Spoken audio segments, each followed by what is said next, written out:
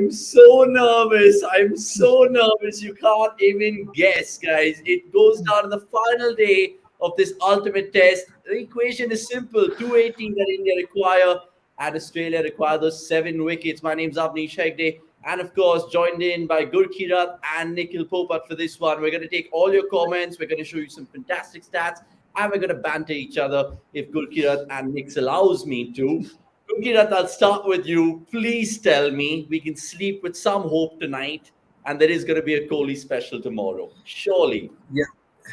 So the way he batted today, he actually looked quite good, and one important facet of his this short innings was that he was looking to be positive. And without taking a lot of risk, he's just got runs, playing to his strengths and playing proper cricketing strokes. So hopefully he can continue tomorrow and make it a really special knock, because it's been long since we witnessed anything special from him in this format. So yeah, we can hope, and yeah, definitely can sleep with hope, but should still keep expectations in check. I'd still say that, because this is still Australia's game, despite what India have done today. Uh, Maybe could India's day would have been slightly better. Yeah, I mean, Rohit's dismissal was a very tame one. I'm not even going to talk about Shubman Gill's dismissal, because there is no point talking about it. And yeah, same Pujara's dismissal as well. Pujara was looking good, just gifted his wicket away. So yeah, probably India could have been 180 for two if if probably Rohit would have kept on batting. But yeah, I think at this point of time, India would take 164 for three. It's interesting you mentioned all those dismissals there, and we'll come to that next. But I want to start with you chronologically, because Australia resumed the day at 123 for 4. They had a lead of 296. We were all thinking anywhere within 400 is within our grasp. But how did you see that innings go about it? We got Labuschagne out, but then do you think we missed a trick early on in the first couple of sessions? Yeah, I think India fought well, but like again, it just tells you that even after 4 days, after that day one, if you still have a glimmer of hope, it just tells you how much better India could have done, or from their own side, and that is probably going to be the story to talk about tomorrow as well. Even what, no matter what happens. So coming back to that point about the first hour, I think Australia were cautious enough to not allow India back. I think their major aim was to not give India any semblance of a chance, which is where I felt some of the again, see, the tactics used are always going to be debatable, but you felt there were some easy runs or some period of play where you wanted the team to be a bit more aggressive in terms of looking to take wickets, especially the partnership between Carey and Stark. Well, it looked very easy. So there were moments where nothing was happening, but maybe that's just a space where you could have tried something out. But again, in that position at that point of time, I don't think the team had enough ideas to change things around. So I think everybody waited. I mean, the cameraman also kept going to Pat Cummins, said, "Okay, please retire, please declare," but he didn't. But credit to Carey and Stark, they both played their game best. Yeah, they played outstandingly well, and it was just painful to watch from an Indian perspective, because the lead kept mounting up. And then once they passed the 418 mark, which of course Australia themselves conceded to West Indies all those years ago with Omari Banks and Vasper Drakes, if you guys remember that. And if India beat it, it is going to be fantastic. So that's how it stands, as you can see. Kohli, more importantly, not out. Rahane as well there, giving him good company. And I asked Nix, I mean, if we had Pant, Gurkirat, this would have been a match to be relishing our lips on a Sunday afternoon, man. But how much confidence does this give you, right? So say Pujara, Kohli stitch a good stand. We get about, say, 250 for 3, and then we lose a wicket, 250 for 4. Do you still think Jadeja, Thakur, Bharat can give you hope? Okay, I'd say that I'd say Australia might start to panic if both of them are batting 1 hour after lunch, right? I'd start feeling confident. Yeah, I'd start feeling confident about an Indian win if you know I'm just Wait, listening to you and see, getting and then like, he's if we already just said one. Wait, he said already said 1 hour after lunch. Given the rate at which they are going, they are probably going to need 150 only by then, or even lesser than that. yeah. So I think from the moment where I'd say that India are ahead in the game, or probably are likely to win it, is if India are 300 for 3. But before that, because I think it's not going to be easy for Jadeja also to bat, given how much rough there is outside the left-handers off stump, and with Line coming on to bowl. So yeah, I'll keep my expectations in check. If these two are batting, like I said, an hour after lunch, that is where I think from there on, then India can get serious about chasing the target. But till then, they should just look to bat, and bat, not think too much ahead. That's what I was just thinking, right? It's easier said than done. I'm trying to look at past test matches where batters are just literally setting up shop and trying to go about their business. But I think with Kohli there, even though No, he is not the traditional Kohli that we know, I still think that, I mean, I know it's no, still a tough I'm ask. not We have saying. 90 overs to So 280 runs, right? when I say they should look to just bat, and bat, I'm not saying that they should just shut up shop, because I think in these conditions, with the way the ball can misbehave and the up and down nature of the pitch, shutting up shop could actually be more detrimental, because then you will just go into a shell and miss out on those boundary opportunities, which is So something who that can they target? batters Who did can not they do. target? So who can they target? Stark, you could say, because that is one, that is one bowler who's gone for a lot of runs. But I think more than picking out a bowler that they want to target, they should just pick out lengths that they want to target on, regardless of which bowler is. I want to say maybe that they could target Green, but again, we don't know how the pitch will behave tomorrow. If the pitch is again, you know offering a little more bounce from the natural length that Green bowls, then it may not be wise to attack him. So I wouldn't really say pick a bowler. Just Stark is obviously, so far in this test match, has given enough run scoring opportunities. Pick a bowler, not like pick your areas and pick your lengths rather than picking a bowler. Mhm. Which is fair. I just was looking at the bowling card, guys, because India, of course, getting 18 wickets in this all-important test. Next, just to sum up their bowling, I know Siraj got 5, bowled more overs than he bowled in the whole IPL and all of that. Shami delivered, 2 wickets in both. We'll come to the Cameron Green drop in just a bit, producer, whoever's put that out, because that is a giveaway that we're going to be definitely You've discussing that. already said it a drop. Yeah, I mean, for sure, because look, the Indian fan in me is definitely going to kick in.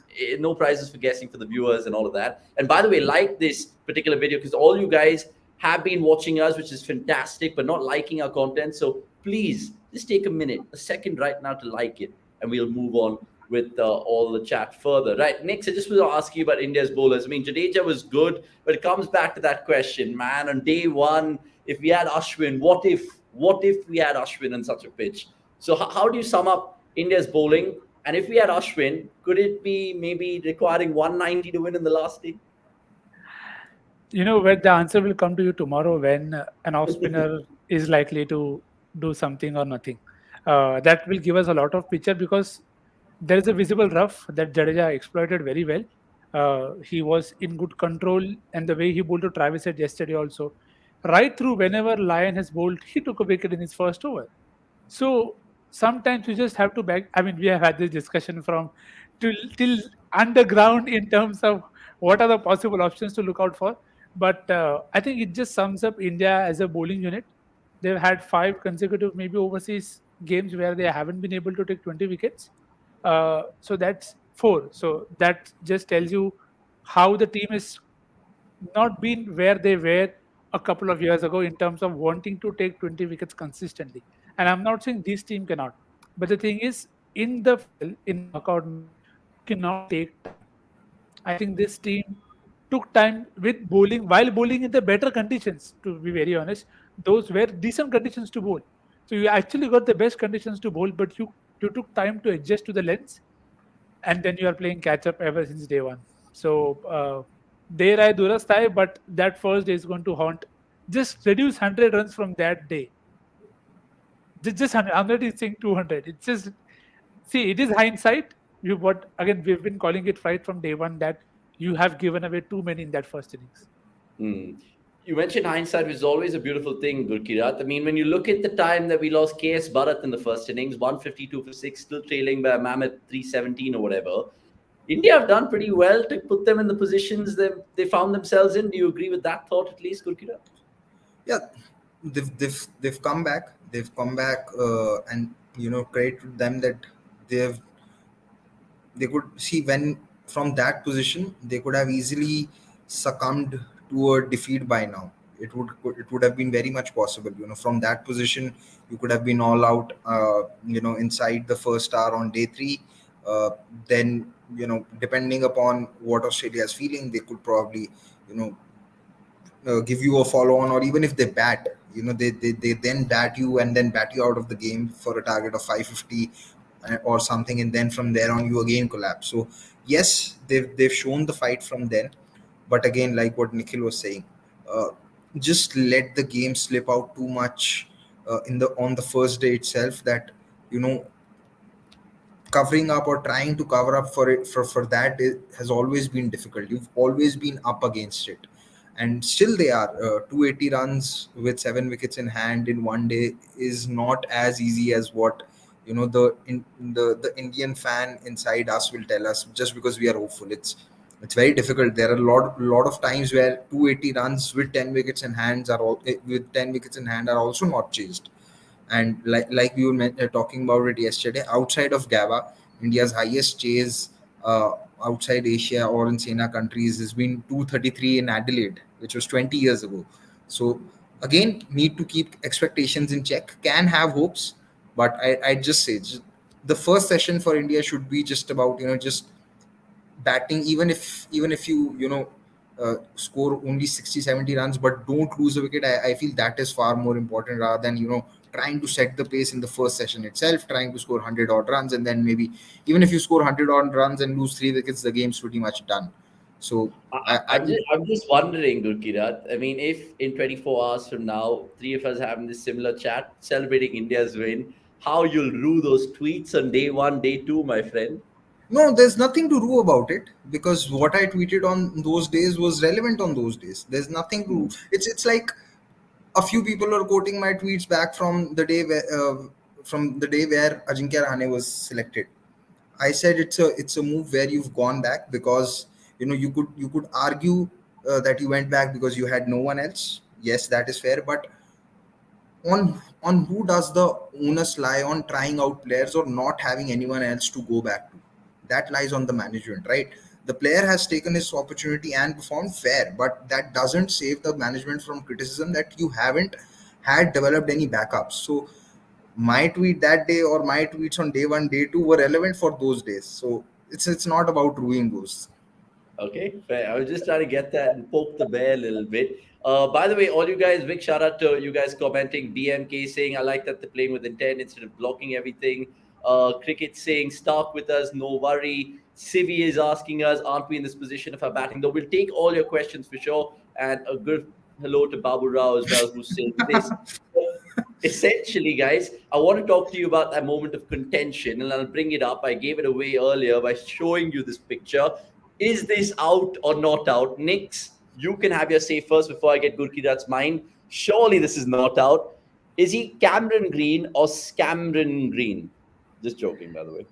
Yeah, it is a fair catch as per rules. The Okay. rules say you have to take the catch and before you are in touch of the ground. I mean, so he took the catch before he was in contact with the ground. The blade of the grass is not the ground. So, which you can see here in this image. It now see these are the 2D images are never going to help you in terms of Yeah. forming a right opinion. But while watching it live, also I felt that he first had it in control, and then while getting up, now again those are pretty big fingers, so the ball is invariably It's touching the ground. crazy. And every time you look at him in slow motion and different angles, you feel like, is he got that bottom finger? Is it that heavy to protect the ball? And I wonder if soft signal was there, because soft signal wasn't there Nahi. because So the there rules were was changed. yeah, the rules have changed. The third umpire had to look it independently, and the call that as I said, as per what I read, as per the rules, he caught it and he was in control before coming in touch, if at all that was. So on that basis, it was given out, and maybe it is my view. I felt sometimes the third umpire has a hunch about something, and then he doesn't look otherwise. So I felt from the moment he saw it on like the first replay, the first instinct was out, and hence you don't look for something else. A lot of times we see the umpire looking at it 100 times because you know that he's probably thinking not out, and then he's finding way to give it not out. Here, I again, of course, it was Richard Kettle, bro. So I was just coming to that I because I only said Richard maaf kar de, bro. I mean that's all I can do. I mean, it just makes me think, right, Gurki, that if, I mean, he said a good point over there, the third umpire looking back at it. But what did you feel? And if there was soft signal, what do you think the gut feel of the on field decision? I mean, on field umpires were? Do you think they would have said out or not out? See, when the soft signal rule was there for these catches, the umpires usually used to go by what the fielder's reaction is, because it's hard to even tell in real time if the ball's being grasped or not. Also, like Nikhil was saying, the rule is that uh, what the umpires go for is if the fingers are underneath the ball. Now, sometimes it can so happen, which I felt what happened here was that even though the fingers was under the ball, there was a part of the ball which was probably touching the ground. But again, the rule is, or maybe those blades of grass. Yeah, Gill has just tweeted the same image out, Yeah. asking for a magnifying glass. Yeah, so but you can never be 100% sure about these catches because the technology is not there. You'll only get a 2D image, and a lot of these grounds are not flat in those terms. They have some ovalish kind of shape so that there can be a proper drainage. So no one can anytime and every time 100% say that if that catch was clear or it wasn't clear. Even for the players it's very difficult to tell, and it has happened even sometimes when I'm sure some of us, when we have played on turfs or in parks, there have been such catches where we've ourselves not been sure because you just feel that your hands and the ball hands have hit the ground at the same time, at the same time at which you've caught the ball, or the ball has landed in your hand. So it's very difficult to objectively overturn these decisions or give this in one way or the other. It just comes down to the way how you want to see it. If you want to see it as a not out, you will see it as a not out. If you want to see it as a out, you will see it that way. It's just, I mean, these discussion on this is endless, and there will not be a complete objective view because it is not possible due to lack of evidence. Hmm. And rub the green going Cameron's way. No puns over there, indeed. Let's just talk about that Rohit Sharma dismissal then, boys, because I've always had that belief when Rohit is one set, right? It's only himself who he can get him out. And he pretty much did that again. There was no need for that shot. And he was looking really good for those 60 balls, 43 for him. I was getting hopes of maybe a good 80, 90, dare I say 100. Nick, you spoke about it as well just before we went on air. What upset you the most about that? And here's just a look of the Indian batters against the Aussie Spacers in the fourth inning so far. And Rohit has, of course, played 60 of his deliveries. Talk to me about his knock first, and then that shocking dismissal, which would have made you upset as well. Yeah, I think Rohit once again got a great start. Looked very assured, especially the shot that he played very early off Scott Boland. It just told you that he's very much into and thinking ahead, which is what the Rohit, the Test batter, has really shown us in the recent time, which is why he is the top run getter in this cycle as well for India. So it just tells you how much as a Test batter he's come through. But again, that shot just probably sums up how we've often looked at him at as a guy who's got starts, but just he just finds a way to get out at the worst possible time to the worst in the worst possible manner. I mean, that sweep, firstly, it's not even your shot. And why would you do that, especially against a bowler whom you have struggled in the past? Off spinners have bothered him irrespective of the format. So, and a set Rohit Sharma at stumps, that Australia would think about this game far more differently. They've already shown enough signs right through the game that there are mental, I'll not say scars, but they have given it enough thought that what can India chase. So, for India to have Rohit there was very crucial, and he looked untroubled. And I think that is what India will do the most in terms of batting. That in both innings, a lot of the dismissals have been unforced errors, where the batters have got out to their mistakes more than actually very good bowling. So again, just a very good knock, which promised to be 100 or a big one, ends up being another 40 odd for him. Yeah, Gurkita, that makes you think, right? A little bit more. If Rohit was probably batting till stumps, he was the guy with Pant not being there, the guy who can get impetus in this inning, especially when you're chasing whatever you're chasing, what Australia has given us right now. Just want to ask you then, going ahead and looking ahead, but because my producers are pinging me saying that show some stats, we'll show you some stats right now. Sorry, before I get Gurkita's mind on this. Now look at this: Indian batters in Test since 2021, the first and second innings, and it tells you a story. This because you look at the second innings average there, boys.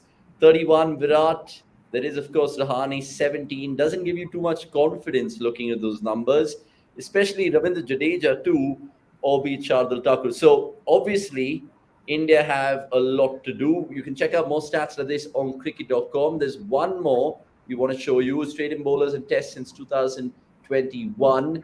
And again, the second inning average and strike rates is something to really think about. More such data analysis on our channel. Right. So, sorry, Gurkita, I'm just asking you, what is the modus operandi right now? It's no simpler said and done.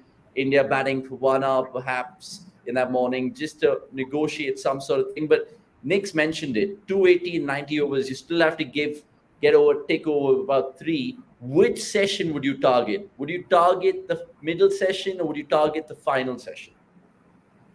Yeah, for me, like I said, if all goes well, then you probably start taking the attack post maybe half an hour or an hour after lunch, and then continue with that momentum in the final session. Because uh, what is very important is that you also have to get into a position from where you feel you can't lose. Because if India get into a position where they feel that they can't lose, the pressure will be on Australia, because then those close-in fielders will start, getting away. Though the fields will open up, a lot of single taking opportunities will open up, right?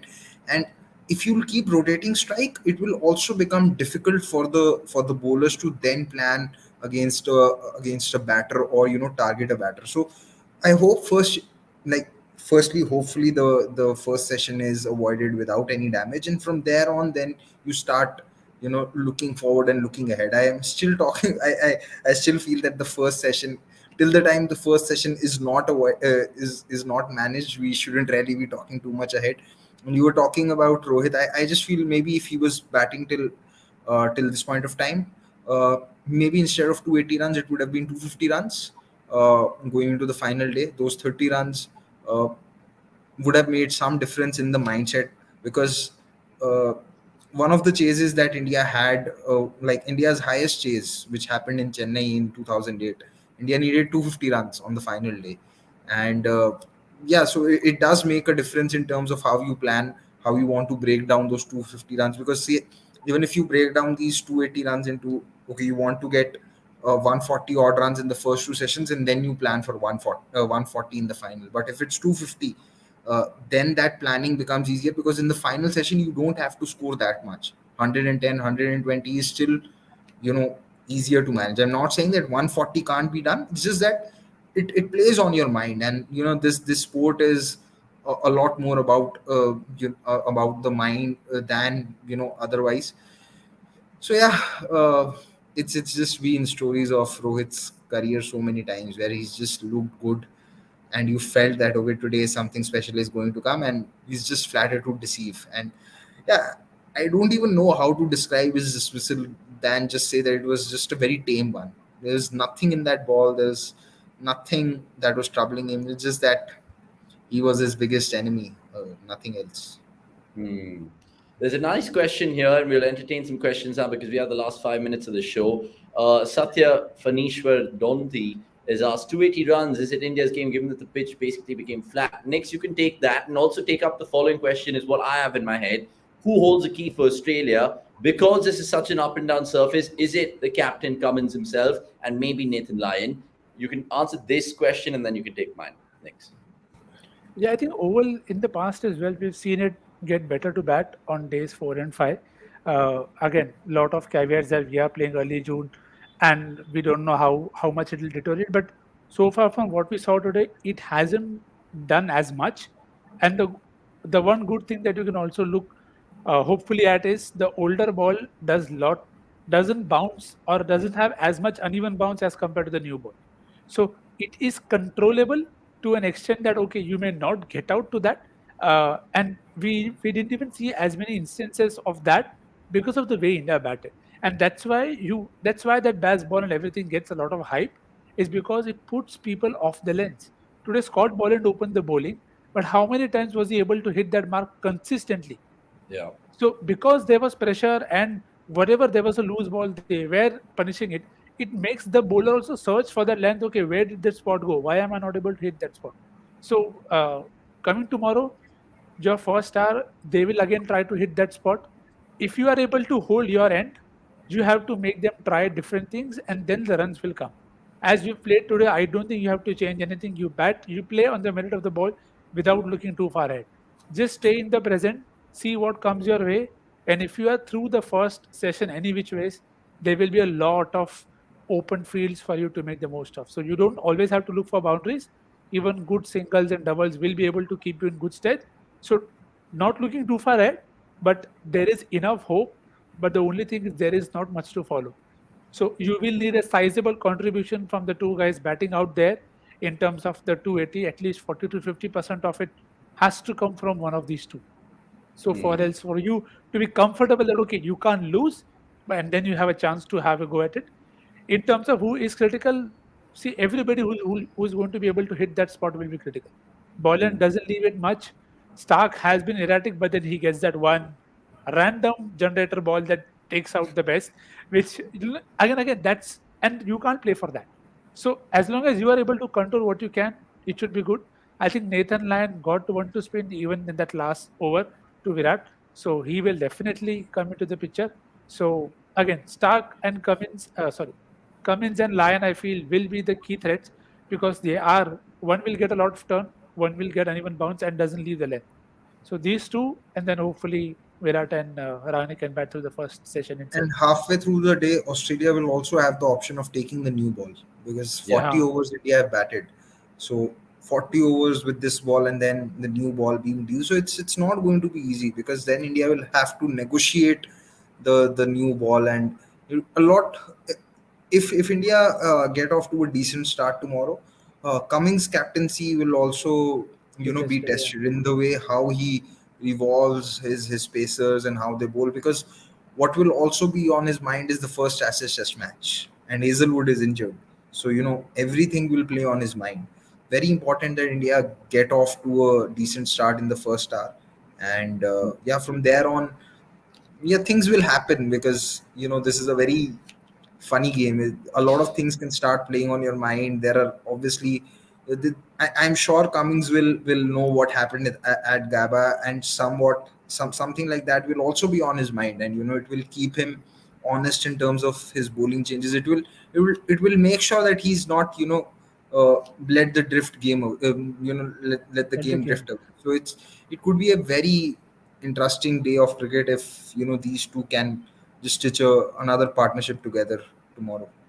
Yeah, it's going to be interesting. You guys can catch all the coverage on cricket.com in terms of the live blog. By the way, all you guys watching this video, please like it if you think India should win this test in a most dramatic fashion. We're hoping for at least 50 likes because all you 82 people watching love your energy and, of course, your comments. Meanwhile, Aradhya Mystery saying, love your analysis, guys. A show without any biased opinion, genuine cricket discussion. I mean, I'm the only biased on in this panel. None of these guys are biased by any stretch for sure. We'll take two more questions and end it. Meanwhile, you guys can like the particular video. You guys spoke about captaincy. I'll throw this one to Gurkirat because our good old friend Pranav Anand has a very important one, or if you want to see it that way. Gurkirat, he goes on and asks, what do you think captaincy in general with huge lead? They didn't have a shot like Fabian Pujara on this uneven pitch, have been a pattern for a while. Captains reluctant to have both close fielders. Are captains more defensive or less aggressive these days in the modern day game, or is this just a one-off example that we're looking too much into? I don't know. I mean, even India did not have it when they were trying it out with Travis Head. Maybe a factor could have been that when when Pujara came out to bat in this innings, India had gotten off to a quick start. Maybe that would have played in Cummings' mind that okay, I want to control the runs right now. I'd rather use that fielder somewhere else. when India were trying that short ball tactic with Travis Head on day two, again, Australia was so far ahead in the game that you also had to keep a lid on the runs. In the second innings, also, Australia had a lead of 173 runs. So I think maybe those runs part was probably playing on the minds of both the captains. But yeah, I think Cummings could have definitely had it. Uh, why Rohit did not have it is understandable, because India really needed that extra fielder to save runs somewhere else. Hmm. And it just makes you think about the strategies going forward on day five as well. Let's finally finish up our chat, guys, because it's been a fun show, a hopeful show. There was one question which I just saw. Yeah, Ayush Katari, and I'll throw this to both of you all. Is India also taking the approach of Baz bowling, given the way they started today? And is just, I mean, we saw Rahane, what his innings, his first innings at least, two parts of it, 29 of 71 and then 60 of 58. He has that tendency to go into fourth year, and Virat can manufacture shots. I'm not saying he's a punt or whatever, but can India be going at least at four, or is that still being too dreamy? Next. See, I think there you don't have to put any number to it, because when you are getting a boundary every over or two, you are putting pressure on the bowlers to get their mark. And these two are people who are also someone that they like to rotate a lot. So you see them even today, they were rotating the strike good enough. They were wanting a single even on defense. So that kind of partnership always bodes well, because then at every point of time, one guy is looking, again, he's not looking to hit boundaries. He's just looking to find the gaps. And again, something that we discussed about baseball is that eventually it is about playing your best game. So Rahane, in that first innings, when you saw him come in, he was wanting to express himself, not so much today. He knew the situation doesn't need that kind of batting. Yes, Rohit did that. Yes, Pujara did that. But when he got the bad balls from, or relatively better balls that he felt he could hit away, he put them away of line. So there was a very good cover drive as well. So it's about just batting in your zone, controlling the rate as per your innings. So that will ensure that you anyways go at 3.54 no matter what happens. As long as you're not, see, when you take a lot of risk and you're not controlling those shots, it's not you who's getting confidence. The bowlers are getting confidence, because they know that you are about to commit a mistake and Mm, one visit is always around the corner. But when you're driving like Virat did, when you are in control, so then the bowler has to bowl that much better. So I don't know if it's a way that they're going to play always, but it was good to see them play today. And yeah, but it is also what led to those two dismissals. So yeah, it is what it I is. hope It I comes with its hope own there's no risk. brain fade. I really hope there's no brain fade. I mean, just sometimes listening to you, Nick and Gurkira for that matter, and how you guys are talking about day five gives me a lot of optimism. But I want to try to keep it all in. Yes. Um, and just for the bite in social media presence, is a very good question, and I'm sure I want to pick the bones out of it, because in case India lose tomorrow, there'll be this question thrown in somewhere down the line. Sivi asks it. Gurkirat, you can just wind up proceedings with this one. What's your thoughts on Pujara? Because I don't like to write players off. We none of us do. But do you think now the clouds are kind of getting dark over his Test career? Dare I say? So the pattern with Indian cricket is that whenever there's a huge loss, regardless of the format, there has to be there has to be a scapegoat. In this case, if Pujara's dropped, he won't be a scapegoat. But what I'm trying to say is that whenever there's a loss, because we when India lost that series to South Africa, both Pujara and Rahane got dropped. Now they were not scapegoats, Yeah. because their performances had been dwindling for some times. Even though I thought that uh, when they got dropped, their performance in South Africa wasn't as bad as what they had been in a few series leading up to it. Because Pujara's record, if you see in India, uh, since the beginning of 2019, I don't think he's averaging 31, 32. I think he's probably averaging less than that. So the it's been like the sword has been hanging over their heads for quite some time, so it won't really be, he won't really be a scapegoat. But yes, because whenever there is such a loss, you have so much pressure, you have to do something to calm the people around down. So it will happen if India do lose, yes, because right now you can't drop Rahane. So if if one of them, if one among the holy trinity has to be dropped, it would be Cheteshwar Pujara.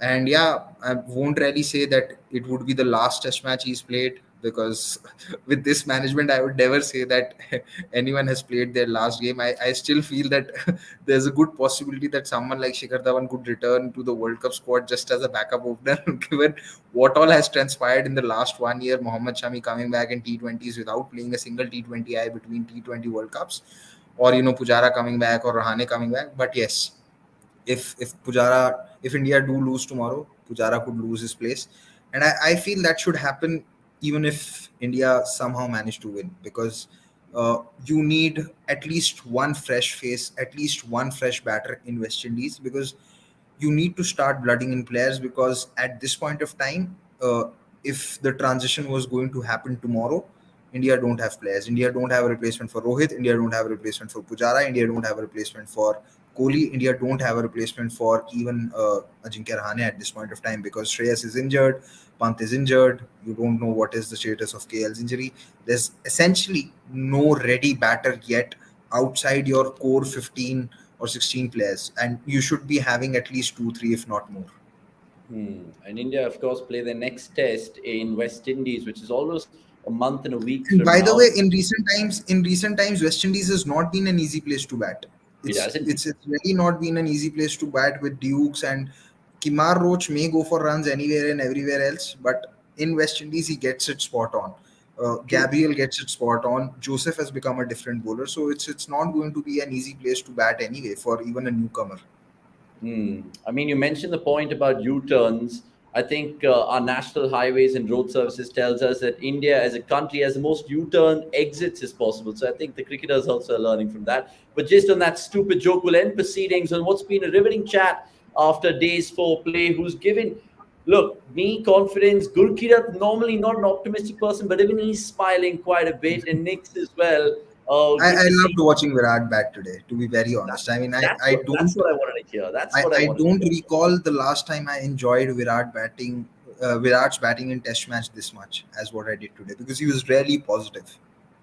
Yeah, 150 incoming. I'm telling you, write it down right now. Inshallah, Okay, inshallah. let's thank the stars. And in the words of Puspan Chatterjee and Nick Soff in Jai Mata Di, good night. Thanks for watching, and catch us in cricket.com tomorrow as well. We'll be there. And Vikram, I'm not buying into that. I'm not buying into any of those particular comments. It's only positivity. It's Sunday in just a matter of time. I'm hoping two results go our way: India to win it and Inter Milan to win it as well from a football point of view. That's all we have. Thanks for watching. Goodbye and good night. We'll see you soon.